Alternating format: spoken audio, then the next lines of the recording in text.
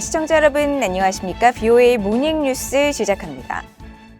미국 공군이 핵무기를 탑재할 수 있는 차세대 스텔스 전략폭격기 B-21 레이더를 처음 공개하면서 미국을 방어하고 적의 침략을 억제하며 미국의 압도적인 우위를 가져다 줄 것이라고 강조했습니다. 로이드 오스틴 국방장관은 한국을 비롯한 동맹 방어를 위한 핵전력 예산 배정 사실을 밝힌 가운데 에브릴 헤인스 국가정보국장은 북한의 도발 감행 배경에는 중국의 제지가 없을 것이라는 판단이 작용했을 것으로 평가했습니다. 첫 소식 조상진 기자가 보도합니다. 미국 공군이 지난 2일 캘리포니아주 팜데일에서 공개한 차세대 최첨단 스텔스 폭격기 B-21 레이더입니다. B-1과 B-2 전략 폭격기를 대체할 기종으로 평가받는 B-21은 은밀성을 갖춰 전 세계 어느 곳의 방공망도 뚫고 들어가 목표물을 정밀 타격할 수 있습니다. 특히 핵무기와 재래식 무기를 탑재하고 무인 조종도 가능하도록 설계됐으며 향후 중국의 핵전력에 대응하고 대북 억제 전략자산 역할을 맡을 것으로 예상되는데 이번에는 기체의 전면부만 공개됐습니다. 로이드 오스틴 국방장관은 최첨단 디지털 전폭기인 B-21은 동맹과 파트너를 비롯해 영내 합동군 전체에서 활발하게 임무를 수행할 것이라고 강조했습니다. And the B-21's edge will last for decades to come. America's defense will always be rooted in deterring conflict. So we are again making it plain to any potential foe. The risk and the cost of aggression far outweigh any conceivable gains. 이런 가운데 3일 캘리포니아주에서 열린 레이건 국방포럼에 참석한 오스틴 국방장관은 적의 위협으로부터 한국 등 동맹국 방어를 위한 핵 전력 예산의 신규 배정 내용을 직접 밝혔습니다. 2023 회계연도 국방 예산에 전략 폭격기와 핵잠수함, 대륙간 탄도미사일, ICBM으로 구성된 육해공 해군반 3축 체계를 계속 현대화하고 핵 지휘 통제 통신 체제 강화를 위해 340억 달러가 포함됐다고 설명했습니다. 포럼에 참석한 미국의 정보수장 에브릴 헤인스 국가정보국장은 북한의 최근 잇단 도발에 대한 평가를 내놨습니다. 헤인스 국장은 북한의 7차 핵실험 동향을 계속 주시하고 있다면서 추가 핵실험은 여전히 가능하다며 최근 북한의 잇단 도발은 중국이 북한에게 책임을 물을 가능성이 낮다고 스스로 인식하기 때문이라고 분석했습니다. I think we're just seeing an extraordinary number in this year. I think it's been over 50 launches in this year alone. It's pretty extraordinary. And there are a number of factors that go into that, right? I mean, I think in part, North Korea recognizes that China is in a position where they're less likely to essentially hold them accountable during this period, distracted by a variety of other things. 헤인스 국장은 그러면서 중국은 자국민의 코로나 정책 항의 시위 등 신경 써야 할 국내 문제가 많고 러시아는 전쟁 때문에 북한에 손을 벌리고 있는 실정이라면서 향후 유엔에서 추가 대북 제재는 더 어려워질 수 있다고 전망했습니다. BOA 뉴스 조상진입니다. 미국 해군이 로널드 레이건 항공모함에 이어 니미츠 항모전단을 한반도를 작전구역으로 포함하는 7함대 전구에 파견했습니다. 미국 해군 연구소는 5일 핵추진 항모 니미츠호가 이끄는 항모 강습단이 서태평양 전개를 위해 지난 3일 캘리포니아주 샌디에이고 모항을 출발했다고 밝혔습니다. 제11 항모 강습단의 기함인 니미츠 항모는 승조원 수만 약 2,500여 명으로 순양함을 비롯해 구축함 5척을 이끌고 서태평양에 배치될 예정이며 이번 니미츠 항모의 합류로 한반도를 포함한 인도태평양을 관장하는 미국 해군 7함대 작전구역에는 기존 로널드 레이건 항모와 함께 총 2척의 항모가 배치되게 됐습니다. 11 항모전단 측은 이번 배치에 대해 미국 해군력의 지속과 전진 배치를 통해 영내 분쟁을 억제하고 승리를 위한 즉시 전투 태세를 갖추게 될 것이라고 밝혔다고 미국 해군연구소 측은 전했습니다.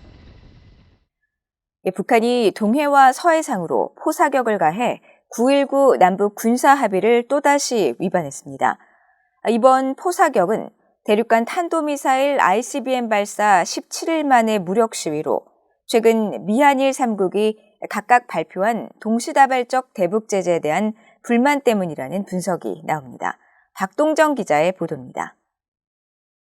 한반도 시간으로 5일 오후 2시 59분쯤 북한이 강원도 금강군 일대와 황해남도 장산곶 일대에서 각각 동해와 서해상으로 방사포로 추정되는 130여 발의 포병 사격을 포착했다고 한국합동참모본부가 밝혔습니다. 합참은 또 이번 포병 사격의 탄착 지점은 북방 한계선 NNL 북방 해상 완충구역 안이라고 설명했습니다. 해상 완충구역은 한국과 북한이 9.19 군사합의에 따라 적대 행위를 금지한 구역입니다. 한국 합참은 동해와 서해 해상 완충구역 내 포병 사격은 명백한 9.19 군사합의 위반이며 한국군은 이에 대해 즉각 도발을 중단하라는 경고통신을 여러 차례 실시했으며 미국과 긴밀한 공조하에 관련 동향을 추적 감시하면서 만일의 상황에 대비해 대비태세를 강화하고 있다고 밝혔습니다. 북한의 포병 사격은 지난달 3일 강원도 금강군 일대에서 동해상의 완충구역 안으로 80여 발을 쏜 이후 약 한 달 만이며 미사일 등을 포함한 북한의 무력 시위는 지난달 18일 동해상으로 화성 17형을 발사한 뒤 17일 만입니다. 북한의 이번 포격은 동계훈련 중인 것으로 알려진 북한군이 한국군과 주한미군이 철원 일대에서 진행하는 다연장 로켓 등 사격훈련에 반발한 무력 시위라는 분석이 나옵니다. 철원 일대에서는 미한이 다연장 로켓 50여 발과 K9 자주포 140발 등의 포격 훈련을 5일 오전부터 6일까지 실시하는 것으로 알려졌습니다. 또 미국과 한국, 일본이 최근 동시다발로 내놓은 독자 대북 제재 조치에 대한 반발이라는 분석도 나옵니다.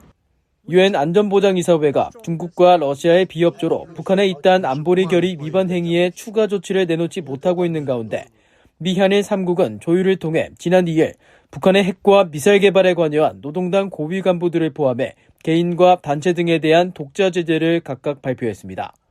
VOA 뉴스 박동정입니다.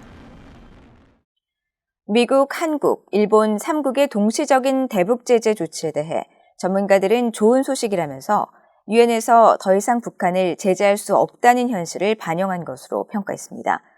다만 제재가 효과를 거두려면 북한의 실질적 돈줄을 겨냥해야 하고 북한과 거래하는 중국 금융기관들에게 미국이 벌금을 부과해야 한다는 세컨더리 보이콧을 적극 활용해야 한다는 지적이 나옵니다. 박승혁 기자가 보도합니다. 앤드류 여 브루킹스 연구소 한국 석좌는 미한일 3국이 공조해 각각 대북 제재를 가했다는 사실 자체가 의미 있다면서 긍정적인 조치라고 평가했습니다. I think it's a sign of solidarity among the three countries. We saw that they were trying to strengthen trilateral cooperation. They don't want it just to be rhetoric. I think they want to show that there is actually action being taken by these three countries in a coordinated way. 앤서니 루지에로 전 백악관 NSC 북한 담당 국장도 미한일 3국이 합심해서 대북 제재를 발표한 것은 매우 좋은 소식이라고 밝혔습니다. 그러나 아직은 북한의 실질적 돈줄을 옥죄는 수준에는 미치지 못한다고 지적했습니다. The sanctions that came out yesterday, if not all of them, do nothing to address North Korea's revenue. We're not targeting the overseas laborers where they're getting hundreds of millions of dollars.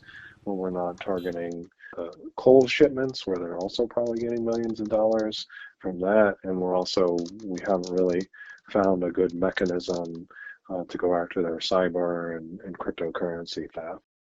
게리 세이무어 전 백악관 NSC 조정관은 미한일 3국이 유엔을 거치지 않고 자체적으로 제재를 가한 것은 중국과 러시아가 안보리에서 대북 제재를 막을 것으로 예상됐기 때문이라고 평가했습니다. The problem at the UN is that the Chinese and the Russians won't support sanctions even when North Korea violates resolutions that China and Russia have supported in the past. So unfortunately, the Chinese and the Russians are hurting the credibility of the Security Council by refusing to support sanctions against North Korea. 세이무어 전 조정관은 그러면서 북한 무역의 90% 이상을 차지하는 중국의 협조 없이는 이번 대북 제재가 실질적 효력을 갖기 어렵다고 지적했습니다. 브루스 클링너 헤리티지 재단 선임연구원은 향후 대북 제재가 효과를 거두려면 미국이 북한과 거래하는 중국 금융기관에 엄청난 금액의 벌금을 부과하는 등 이른바 세컨더리 보이콧 같은 방법을 고려해야 한다고 말했습니다. Instead, we could impose, multi-billion-dollar fines on each of those banks. That would have a significant impact. The U.S. can have impact on not only North Korean but also Chinese entities as well. 전문가들은 또 북한이 제재에 반응해 추가 도발을 시도할 수 있다며 미한일 3국이 제재 공조뿐 아니라 군사 공조와 철저한 대비 태세를 갖춰야 한다고 강조했습니다. VOA 뉴스 박승혁입니다. 한국과 북대서양조약기구 나토가 5일 서울에서 제12차 정책협의회를 개최해 북한 문제와 양국 간 협력 방안 등을 논의했습니다.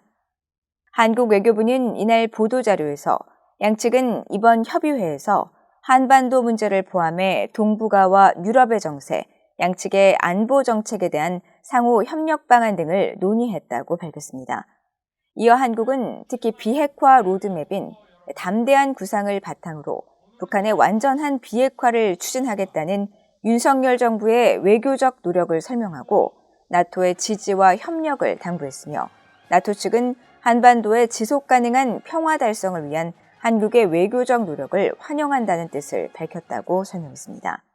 양측은 또 지난 6월 윤석열 대통령의 나토 정상회의 참석을 계기로 한국과 나토 간 파트너십이 한층 강화됐다고 평가하면서 사이버 방위와 기후변화 등 다양한 분야에서 협력을 강화해 나가기로 했다고 한국 외교부는 밝혔습니다.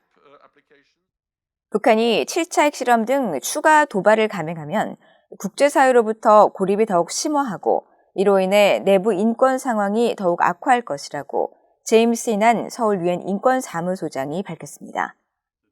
희난 소장은 최근 한국 연합뉴스와 가진 인터뷰에서 북한은 이미 오랜 시간 고립된 상태로 또 다른 핵실험을 한다면 고립이 더욱 심화할 것이라면서 이는 당연히 인권에 좋지 않을 영향을 미칠 것이라고 말했습니다.